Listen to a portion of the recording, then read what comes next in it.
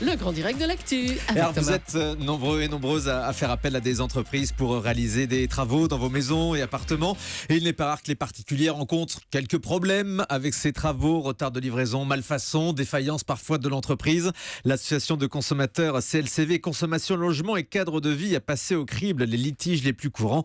Et on va voir ça en détail avec notre invité de 10h45, David Rodriguez du service juridique de CLCV. Bonjour David. Bonjour. Je le disais, vous avez donc passé au crible 258 dossiers précisément concernant des travaux intérieurs de particuliers. Qu'est-ce qu'il en ressort ?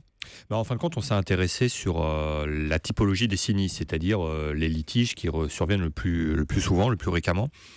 Et on s'est rendu compte qu'on est, comme l'année dernière d'ailleurs, quand on avait effectué la même enquête, on est essentiellement sur des malfaçons. C'est-à-dire que le sinistre, les litiges qui surviennent le plus souvent, dans un cas sur deux quasiment, c'est des malfaçons. C'est-à-dire qu'on a un professionnel qui va mal réaliser ses travaux, concrètement. Alors, après, on a d'autres problèmes. Et on s'en rend compte après que les travaux soient effectués. Ça dépend de la nature des travaux. Parfois, vous pouvez vous rendre compte au cours de leur réalisation, lorsqu'on est sur un chantier assez long, que finalement, il y a des éléments, bien que vous ne soyez pas expert, vous posez un peu problème. Vous vous rendez compte, par exemple, qu'il y a peut-être une petite fissure à cet endroit-là, que la porte ferme mal, donc il y a des que l'évier n'est pas droit. Tout à fait, non mais tout à fait. Donc il y a des éléments qui permettent de le voir immédiatement au cours de chantier, mais souvent on s'en rend compte lors de la réception des travaux, c'est-à-dire lorsqu'on fait cette formalité, c'est-à-dire qu'on est avec le professionnel, on fait la tournée des travaux en quelque sorte, on dit voilà, là c'était correctement fait, là ça n'a pas été correctement fait. Donc ça, cette réception des travaux où là on va manifester et voir les éventuelles malfaçons, c'est réalisé, je dirais, de façon assez formelle lorsqu'on est sur des gros chantiers, construction d'une maison individuelle, extension d'une maison, lorsqu'on est sur des petits chantiers, on va dire des travaux domestiques, tout ce qui concerne par exemple plomberie, électricité, vous faites pas forcément cette réception. Au pire, surtout qu'on s'y connaît pas forcément. Non mais tout à fait. Et puis au pire, vous ouvrez le robinet, l'eau coule, ça fuit pas tout de suite, vous refermez, fin de la conversation. Sauf qu'après, 2 jours après, vous allez vous rendre compte que non, chez vous c'est Versailles et qu'il y a des fuites partout. Ouais. Donc non, les malfaçons, on s'en rend pas forcément compte immédiatement, et le plus difficile, le plus délicat, c'est après de pousser le professionnel à revenir pour les réparer. Vous avez également noté une hausse des retards de livraison des travaux, c'est un grand classique. Tout à fait, c'est un grand classique. Alors on a eu une hausse effectivement de 9 points à peu près sur les retards. Là on ne se l'explique pas forcément par rapport à l'année dernière. On se rend compte juste que certains professionnels tirent de plus en plus et il manque vraiment de rigueur, voire parfois de compétences. C'est un peu le point commun qu'on peut faire avec les malfaçons. C'est-à-dire que les malfaçons, c'est que le travail était mal fait. Donc ça met à notre sens clairement en lumière l'incompétence ou le défaut de professionnalisme de certains professionnels. Ça veut dire que les artisans font mal leur boulot ? Lorsque vous avez une recrudescence et des augmentations de malfaçon, oui, très clairement. C'est-à-dire que certains artisans professionnels font mal leur travail. Lorsque vous avez un problème de conformité contractuelle, lorsque vous avez un problème de retard dans la livraison, on peut vous dire qu'il y a un manque de rigueur. Par exemple, vous avez commandé une fenêtre, on vous a très bien installé cette fenêtre, sauf que c'est pas la bonne. Oui. C'est dommage, mais au moins, le travail était bien fait. C'est un peu caricatural de le dire, mais c'est un peu la réalité également. Par exemple, nous, on a eu un cas où des panneaux photovoltaïques avaient été installés, ils étaient très bien installés, sauf que c'était pas le bon modèle, c'était pas la bonne puissance. C'était problématique pour après bénéficier d'un crédit d'impôt. Donc là, on est déjà sur un problème de rigueur. La malfaçon, à notre sens, c'est ce qui touche vraiment à la capacité de travailler correctement. Alors, il y en a qui vont le faire peut-être à la chaîne, qui sont sur la précipitation, peut-être. Ouais. Mais c'est vraiment là le défaut on va dire, parfois de compétence, ou sans aller jusqu'à la compétence, du moins de professionnalisme. Mais en même temps, je ne pense pas qu'ils le fassent exprès non plus, non. De toute façon, tout le monde n'est pas à mettre dans le même panier, bien évidemment. Et nous, on est sur une enquête de sinistralité. C'est-à-dire qu'on ne fait pas un taux de sinistres sur l'ensemble des travaux qui sont réalisés en France. On est juste sur un échantillon qui ont posé problème et quelles sont les natures de ces problèmes. Mais pareil, sur les retards, les ouvriers ne font pas exprès de livrer les travaux en retard. Alors comment on explique tous ces retards ? Après, c'est un problème d'organisation de l'entreprise, par exemple, qui a accepté un grand nombre de chantiers et qui finalement peine à déployer ses ouvriers, à respecter les délais. Ou dans certains cas, effectivement, ils estiment que tel chantier n'est pas prioritaire par rapport à un autre, au regard de son coût, par exemple. C'est clair que si par exemple, toujours, vous installez des fenêtres chez vous, donc une ou deux fenêtres double ou triple vitrage. En face, vous avez un chantier avec une réhabilitation complète d'une maison. C'est clair que le professionnel va peut-être avoir tendance plutôt à privilégier le gros chantier, à votre détriment, sauf que vous avez payé quand même pour une prestation. C'est le particulier qui trinque, là. toujours. Ouais. Faut faire attention à quoi quand on fait des travaux, hein?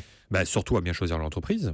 Donc là, il n'y a pas de recette miracle, hein, c'est-à-dire le bouche à oreille, Internet. On a la chance d'avoir Internet avec tous ses travers, mais également tous ses avantages. Donc ça peut être. Oui, parce qu'il y a des une bonne sites où on peut piste. laisser des avis aussi, Tout à fait, j'imagine, tout à fait. comme pour les hôtels. Voilà, c'est comme tout, donc il suffit de chercher sur certains forums, on trouvera, il faut recouper les informations. Ouais. Après, c'est surtout, il faut demander toutes les garanties aux professionnels. Est-ce qu'il y a une garantie décennale ? Est-ce qu'il est à jour de ses cotisations ? Est-ce que cette garantie couvre tous les corps de métier qu'il effectue ? Et puis après, s'il y a un litige, là, il faut réagir immédiatement. Ouais. Alors, quels sont les recours, justement? Alors, le recours, on va toujours tenter, bien évidemment, d'abord la démarche amiable, le recommandé. Mais il faut savoir que le recommandé, lui, n'interrompt pas la prescription. C'est-à-dire que selon la nature des litiges, vous avez différents délais de prescription, 1 an, 2 ans, 10 ans, qui vont s'appliquer. Si vous envoyez 3, 4, 5 recommandés, mais que le délai d'1 an, par exemple, est écoulé, vous n'avez plus de recours, forcément, vis-à-vis du professionnel. Au bout d'un an, c'est terminé, on n'a plus de recours. Tout dépend de la nature des litiges. Lorsque vous êtes dans le cadre d'une construction, par exemple, vous avez une garantie de parfait achèvement, c'est-à-dire que le professionnel doit garantir tous les désordres qui vont survenir pendant une durée d'1 an. Vous avez la fameuse garantie décennale, hein, tout le monde en a entendu plus ou moins parler, c'est lorsque vous avez un vice caché qui va survenir pendant 10 ans, donc là c'est quand même un délai déjà assez élevé, assez important, lorsque vous avez un vice qui va survenir, qui va compromettre la solidité, la destination du bien. L'exemple type, c'est la toiture qui fuit, effectivement, c'est pas sa vocation première de laisser passer l'eau, donc par conséquent, bien évidemment, vous pouvez engager la responsabilité décennale du professionnel. Sauf que, je reprends l'exemple de ma toiture, si elle survient à la 9e année et vous vous rapprochez du professionnel par le biais de maintes lettres recommandées, si vous laissez traîner, arriver l'expiration du délai de 10 ans, vous ne pourrez plus engager sa responsabilité, lui demander de réparer la toiture. Sinon, voilà, vous ne serez plus couvert. Donc là, la seule solution, malheureusement, c'est l'action en justice. Ça reste effectivement 10 ans. Nadine nous a appelé au sein d'Europe 1 au 39 21. Bonjour Nadine. Oui, je suis à l'antenne là. Oui, vous êtes à Bonjour, l'antenne messieurs. et notre invité vous écoute, David Rodriguez du service juridique de CLCV, à propos donc de ces malfaçons dans les travaux. C'est ce dont vous avez été victime, je crois. Absolument. Enfin, moi, ce n'est même pas une malfaçon. J'appellerais ça peut-être purement et simplement une escroquerie, puisqu'il y a 2 ans et demi, nous avons été contactés par le groupe solaire de France pour installer des panneaux solaires On y revient, sur notre maison. Bon, nous avons accepté cet investissement que nous devions amortir très rapidement était dépendant d'un crédit consenti par la banque Solfea, qui est une filiale de la banque Suez. Donc c'est quelque chose de sérieux. On nous a donc installé les panneaux solaires il y a exactement 2 ans, et plus de nouvelles. C'est-à-dire qu'on devait bien sûr nous raccorder, et ça n'a jamais été fait. Donc, parce que là, ils ne marchent pas, les panneaux? Pardon ? Les panneaux n'ont jamais fonctionné, du coup? C'est-à-dire qu'il y a 2 choses. Si vous voulez, on pose les panneaux solaires, ce qui a été fait. Bon, il y a eu des travaux. Tous les panneaux ont été posés. Mais ensuite, il faut qu'ils soient raccordés à l'électricité. Et vous avez contacté l'entreprise, Nadine? Alors, bien évidemment, il y a eu moult échanges de recommandés. Nous avons appris au bout d'1 an que le groupe solaire de France avait fait faillite, laissant moult personnes dans notre cas. Bon, ça ne me console pas. Et par contre, la banque Solfea, qui était, je dirais, mariée avec eux au niveau crédit, puisque il y avait un crédit qui marche avec, en ce qui nous concerne, nous, de 30 000 euros, a exigé donc que nous payions. Au début, nous avons un peu fait tirer l'oreille, on a refusé de payer, puisque bien sûr, on n'était toujours pas raccordés. Quelle galère, Nadine, hein. Alors notre invité va tenter de vous répondre, David Rodriguez. Qu'est-ce qu'elle fait, Nadine, dans ce cas-là? Le gros problème, c'est que le professionnel a fait faillite. Ouais. Et là, Et ça arrive aussi de plus en plus. Ça arrive. Et là, sur la nature, il n'y a pas forcément de garantie de livraison. C'est-à-dire qu'il n'y a pas forcément un garant qui est là pour prendre en charge la suite du dossier. Donc, on peut éventuellement regarder dans les contrats s'il y a les coordonnées d'un garant, c'est-à-dire d'un assureur qui est là pour poursuivre le dossier en cas de faillite, mais c'est pas du tout certain en l'espèce. C'est plutôt réservé pour des gros chantiers.